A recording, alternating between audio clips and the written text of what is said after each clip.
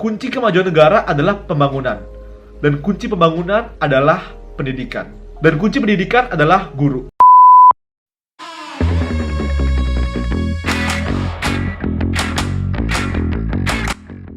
Salam sejahtera untuk kita semua. Perkenalkan, nama saya Alexandra Gracia Taek, mahasiswa Program Studi Pendidikan Matematika, Fakultas Keguruan dan Ilmu Pendidikan, Universitas Nusa Cendana. Pada kesempatan kali ini, saya akan mereview salah satu video dari Jerome Pauline berjudul "Jika Aku Menjadi Menteri Pendidikan Indonesia". Telah kita ketahui bersama bahwa Jerome Pauline si jabat, atau yang biasa kita kenal sebagai Jerome Pauline, adalah seorang YouTuber, selebritis internet, dan pengusaha berkebangsaan Indonesia yang lahir pada 2 Mei 1998. Saat SMA, Jerome pernah memenangkan Olimpiade Nasional Industrial Engineering ITS pada tahun 2016, Olimpiade Matematika Vektor Nasional Universitas Negeri Malang pada tahun 2015, juara 2 pada Regional Olimpiade Farmasi Nasional Unair pada tahun 2015, dan masih banyak penghargaan lainnya yang sudah dia terima.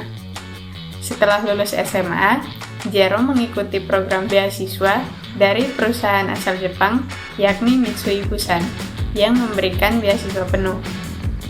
Jerome telah menyelesaikan kuliahnya di Universitas Waseda di Shinjuku, Tokyo, Jepang. Berkonsentrasi pada program studi matematika terapan, Jerome lulus kuliah pada 26 Maret 2022 lalu dan mendapat gelar Bachelor of Engineering atau Sarjana Teknik. Dari situlah Jerome memulai kanal YouTube-nya pada bulan Desember 2017 bersama temannya. Kanal YouTube bernama Nihongo Mantaku yang membagikan kehidupan pribadinya sebagai mahasiswa di Jepang. Jerome membuat konten vlog tentang cara belajar bahasa Jepang, matematika, dan kesehariannya selama berada di Jepang. Kanal ini sukses mendapat beberapa penghargaan dari YouTube berupa Silver Play Button pada tahun 2018 dan Gold Play Button pada tahun 2019. Saat ini, Jerome menjabat sebagai CEO Mantapu Corp.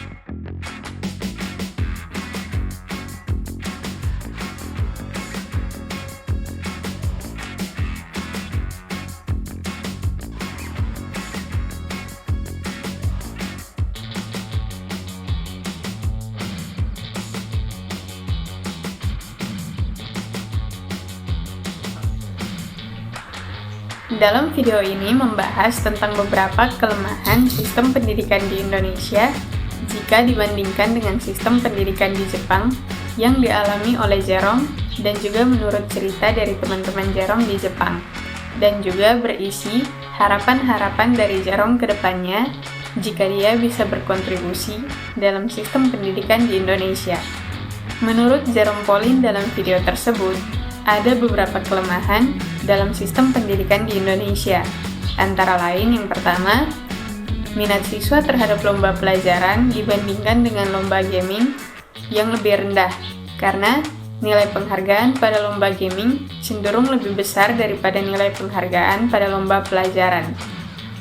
Dari sini, dapat disimpulkan bahwa minat siswa terhadap lomba pelajaran perlu lebih ditingkatkan dengan menambah nilai penghargaan, agar siswa mempunyai gengsi dan mau bersaing sehat dalam meningkatkan pengetahuannya.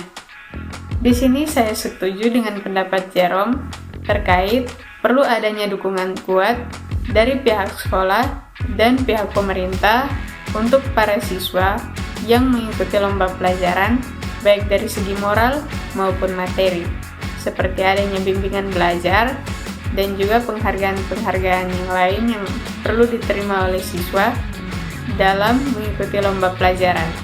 Yang berikut adalah durasi pembelajaran di Indonesia yang lama. Durasi pembelajaran yang lama dapat berdampak pada fokus siswa. Siswa yang sudah capek dengan pelajaran sebelumnya tidak akan bisa menyerap materi pelajaran selanjutnya dengan efektif, mengingat jeda waktu yang disediakan untuk mempersiapkan diri untuk peralihan pelajaran cukup terbatas.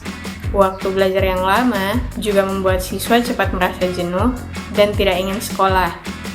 Atau siswa datang ke sekolah namun tidak bisa mengikuti pelajaran dalam keadaan siap dengan baik.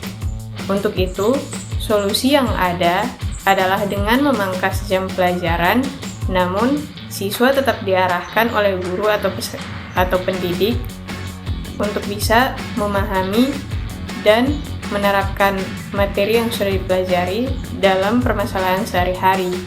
Selain itu, siswa juga bisa mengikuti ekstrakurikuler tanpa mengganggu jam pelajaran. Dan siswa jadi bisa mengeksplor diri mereka lebih lagi, bisa mengetahui minat dan bakat mereka, serta tidak mengalami kejenuhan dalam belajar.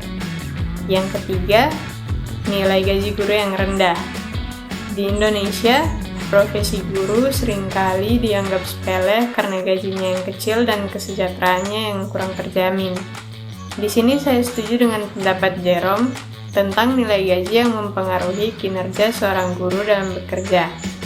Dari sini dapat disimpulkan bahwa kualitas dan kesejahteraan guru mempengaruhi kemajuan suatu negara, sehingga jika kesejahteraan guru lebih diperhatikan, maka bisa meningkatkan kualitas guru dan profesi guru akan diminati lebih banyak orang, sehingga adanya persaingan yang bisa meningkatkan kualitas guru.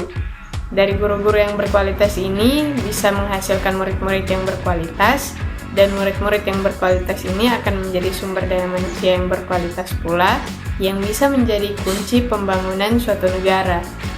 Jadi kesimpulannya, sistem pelaksanaan pendidikan di Indonesia masih banyak kekurangan, dan kita sebagai masyarakat diharapkan bisa terlibat dalam mencapai salah satu tujuan negara, yaitu mencerdaskan kehidupan bangsa. Untuk itu diharapkan adanya kerjasama antara masyarakat dan pemerintah dalam menyempurnakan sistem pendidikan di Indonesia dengan memperhatikan aspek-aspek kekurangan yang tadi, tidak hanya dari satu sisi saja atau terpusat pada satu daerah saja, melainkan secara menyeluruh di seluruh daerah di Nusantara. Dengan demikian, sistem pendidikan akan lebih baik lagi dan bisa menghadirkan generasi penerus bangsa yang bisa membawa bangsa Indonesia menjadi lebih maju. Sekian review dari saya, terima kasih. Apabila ada kesalahan kata, mohon maaf.